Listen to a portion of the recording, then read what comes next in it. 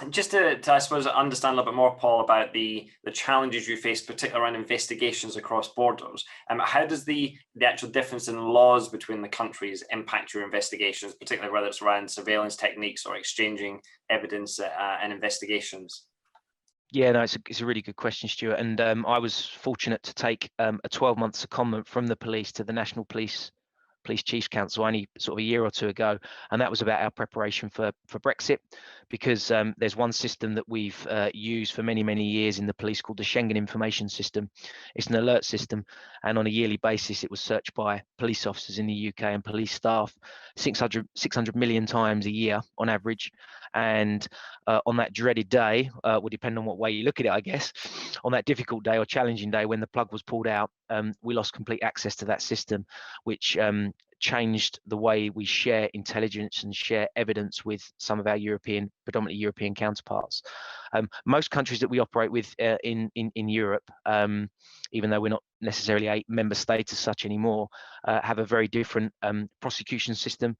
Whereas we run our investigations for whether it's 2 months or 2 weeks, 2 months or 2 years, and then we present our case, having done all the work ourselves and made all the decisions with a structure in place. So a senior investigating officer directing it, people like me that are actually doing the work on the ground, and then a team of people that are operating for me. We then deliver that evidence package to the Crown Prosecution Service, and they will tell us whether they think we need to do more or whether they think we've got sufficient to charge these people and bring them into a police station. Whereas most other European countries, if not all, have a very much a prosecutor-led system.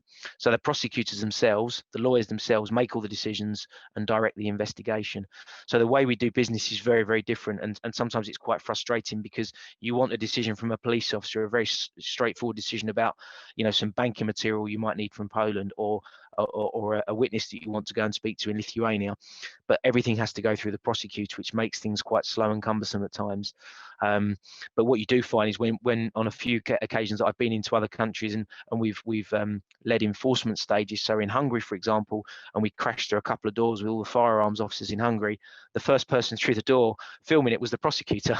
So it'd be a bit like your CPS, your Crown Prosecution Service lawyer, actually, at the front of things. So yeah, the way we do things are quite different. The way we gather covert materials very different rules to phone intercepts that we have in the UK. They will call it wiretapping in the sort of continent and further afield. They have very different rules about how that can be used, which can be quite impactful. Probably haven't got time to go into great detail. So we have to respect their different cultures and the way they do things, and we have to be mindful that their rules are slightly different to ours. And the last thing is our disclosure obligations. During an investigation, we have to reveal and review everything that we get, whereas other European countries have a sort of less aggressive approach, and they don't necessarily need to review quite as much as us. So we need to be absolutely aware, or make it very clear from the outset when we work with our international partners, that we need to understand the material they have, because if they hold on to something that might significantly undermine our case and might affect that defendant's standing, whether they're found guilty or not, we must know about it, because we have a duty in this country under our rules and regulations to look at that material.